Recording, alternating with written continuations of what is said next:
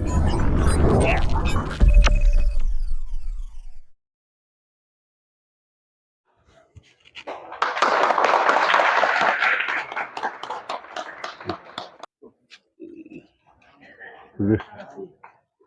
ये रख दीजिए। बहुत बहुत धन्यवाद। आज अमर शहीद जुब्बा सहनी सभागार में तमाम हमारे मीडिया बंधु यहाँ पर उपस्थित हुए हैं। आप सभी को बहुत बहुत धन्यवाद। और युवा नेता राष्ट्रीय प्रवक्ता स्वर्ण सेना से यहाँ पर उपस्थित है पुरुषोत्तम राज जी, आज वीआईपी पार्टी को सदस्यता ग्रहण किए हैं। एकदम जोशीला नौजवान है।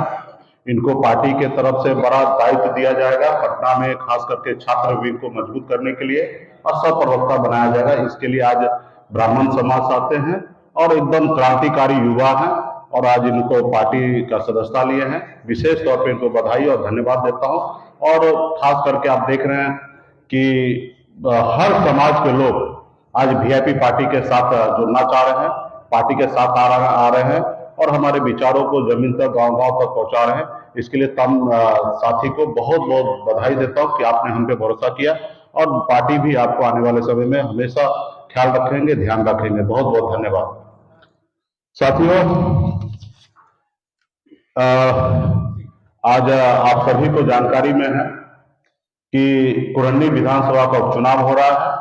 वहां पे हमारी प्रत्याशी चुनाव मैदान में है और नीलाभ जी को हमने टिकट दिया है। ब्राह्मण समाज से है, भूमिया समाज से आते हैं। अब मजबूती से हम लोग चुनाव लड़ रहे हैं।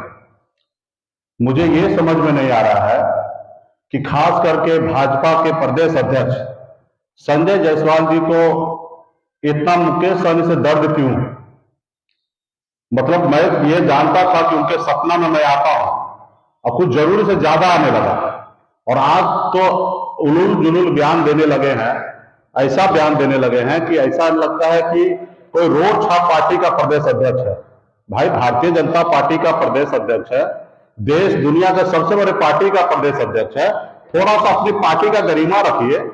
आप अपने विरोधी जो भी नेता उनके बारे में जो भी बोलना बोलिए, एक तर्क के साथ बोलिए, लेकिन जो मर्जी होता है वो बोल देते हैं कि भाई मुकेश सहनी बी टीम है, मुकेश सहनी नीतीश कुमार जी का एजेंट है, मुकेश सहनी कोई गुर्गा है।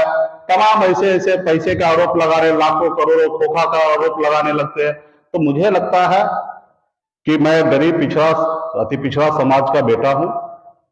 आज हम लोग संघर्ष करने के लिए मैदान में उतरे हैं। भाजपा के प्रदेश अध्यक्ष जितना गाली देना है वो मुझे दे, मुझे कोई फर्क नहीं पड़ता है। और कभी खुद देते हैं, कभी हमारे समाज के बेटा को खड़ा करके उनसे दिलवाते हैं, और जो मर्जी होता है वो करते हैं। तो मैं संघर्ष करने वाले लोग हूं। 8 साल से संघर्ष कर रहा हूं और मुझे लगता है कि 8 साल तक और मैं संघर्ष करूंगा। 2030 तक हम लोग इतना मजबूत होंगे, हमारे आने वाला पीढ़ी को इतना मजबूत करेंगे कि मुझे उम्मीद है, भरोसा है कि आने वाले 2030 के बाद ये निषाद समाज पे कोई उंगली नहीं उठा पाएंगे और कोई इस तरीके से गाली नहीं देंगे। आज उन्होंने कहा कि नीतीश कुमार जी के बंगला मेहरबानी में देकर रखे हैं। नोटिस हमारे पास भी आया बंगला खाली करने का। हमने 1 महीने का समय मांगा है।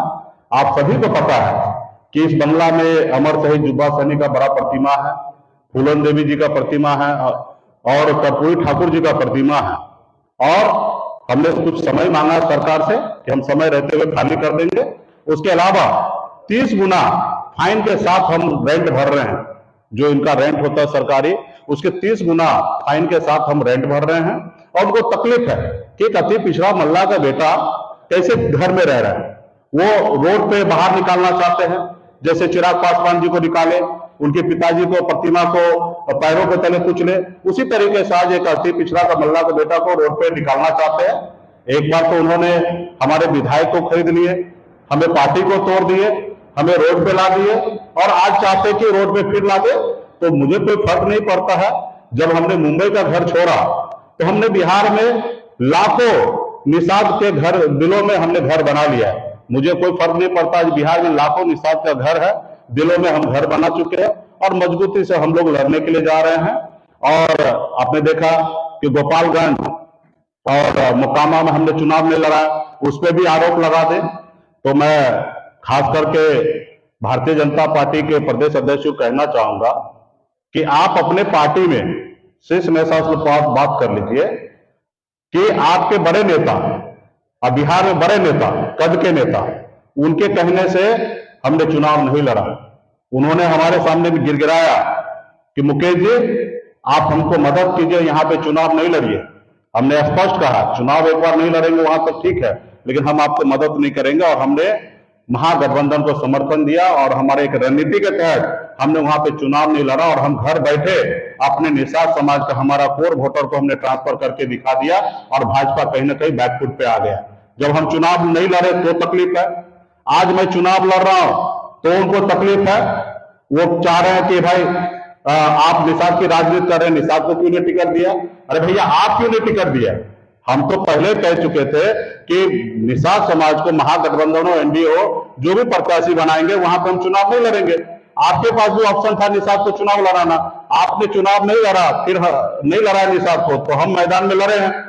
आप तीन तीन पार्टी के से गठबंधन करके रखे, एक तरफ महागठबंधन 7 पार्टी के साथ, आप चाहते हैं कि हम यूं बेकूफ बने रहे, एक जात से आप चुनाव जीता जा सकता।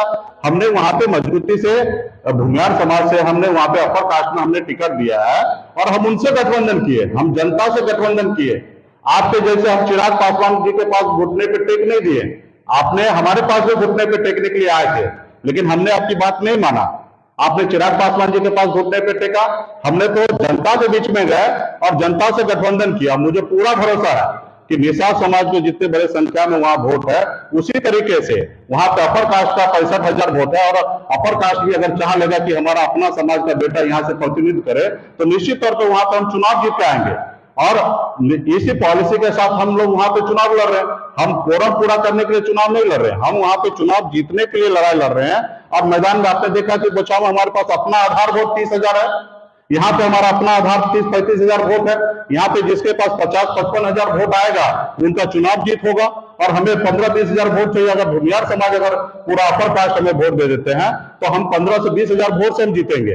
तो यहाँ पे भाजपा लड़ाई में ही नहीं है और हमने वहां पे प्रत्याशी बनाया उनको, और इसके लिए भी आज उनको तकलीफ है।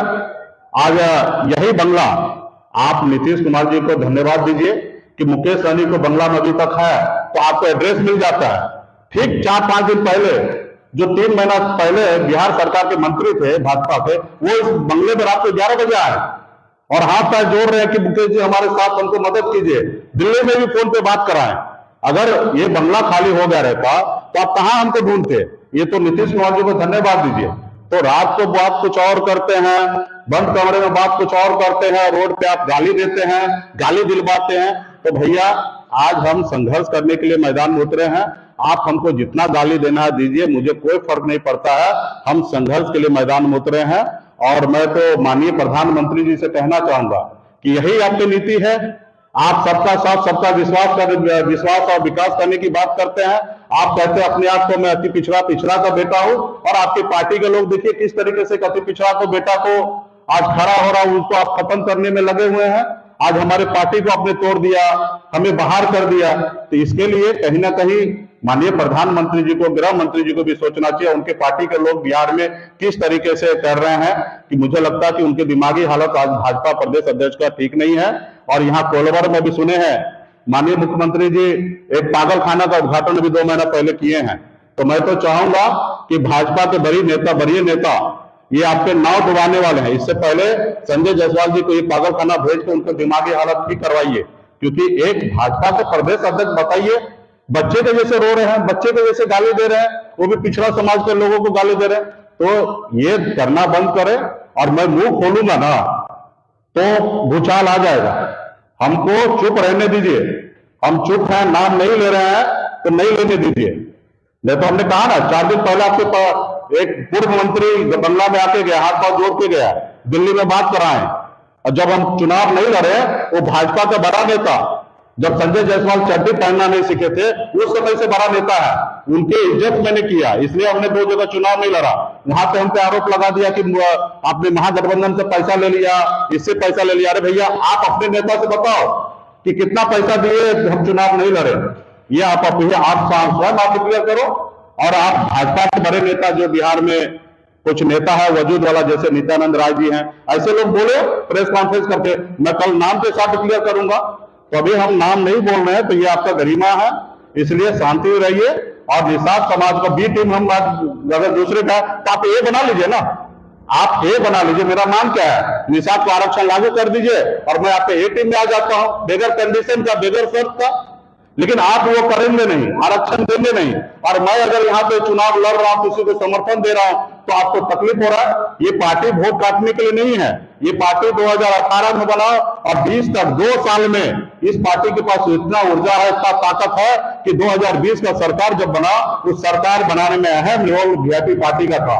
जितना रोल अगर बीजेपी का था, 74 विधायक के साथ उनके पास अगर उतना रोल था, सरकार बना, वही रोल हमारे पास था। अगर हम समर्थन नहीं देते तो भी सरकार नहीं बनता, जेडीयू समर्थन नहीं देते तो भी सरकार नहीं बनता, मांझी जी समर्थन नहीं देते तो भी सरकार नहीं बनता, और भाजपा समर्थन नहीं देते तो भी सरकार नहीं बनता। यानी कि 4 पार्टी मिलकर सरकार बनाए, और 74 हो या 4 हो, सबके पास पावर वही था सरकार बनाने में। तो इसलिए ये पार्टी चुनाव लड़ने के लिए और जीतने के लिए आया है। इसलिए शांति से आप लड़िए, जनता के बीच में जाइए, हम भी जनता के बीच में जाएंगे, हम भी अपनी बात रखेंगे, हम अपने लोगों के लिए लड़ाई, हक अधिकार के लिए लड़ाई लड़ते हैं।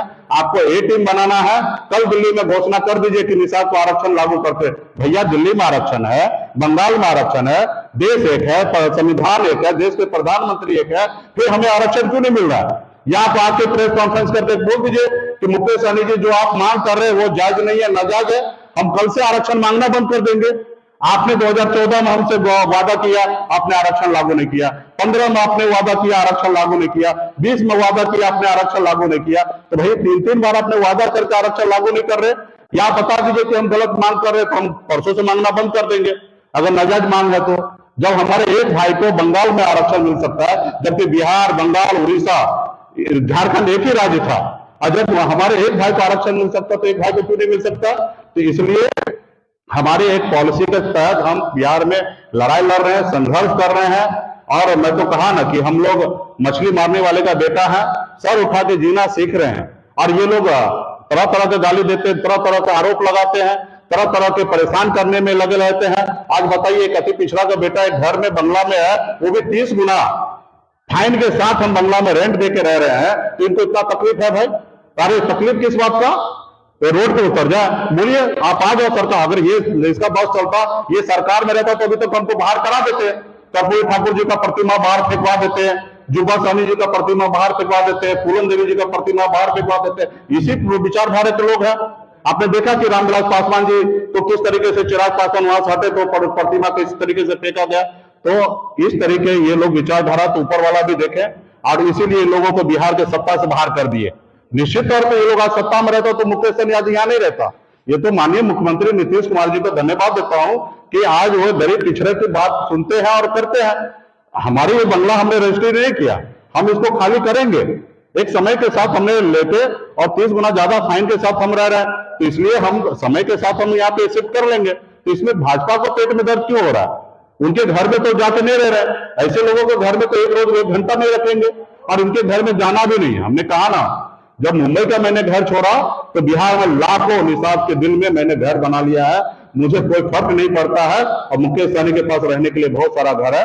तो आज ये गाली दे, आज हम लोग संघर्ष करेंगे, और मुझे पूरा भरोसा 2030 तक हम ऐसी शक्ति, ऐसी ताकत बनाएंगे कि हमारे आने वाला पीढ़ी को कोई गलत नहीं बोलेगा। जिस जुबान से गलत बोलेगा उस जुबान को खींचने का ताकत हम आने वाले समय में बनाएंगे। ऐसी ताकत हम रखते हैं, और इसके लिए आज हम संघर्ष करें। आज मुझे लफड़े में नहीं पड़ना है, हम गाली गलौज में नहीं जाना चाहते हैं, हम कोई विवाद में नहीं जाना चाहते।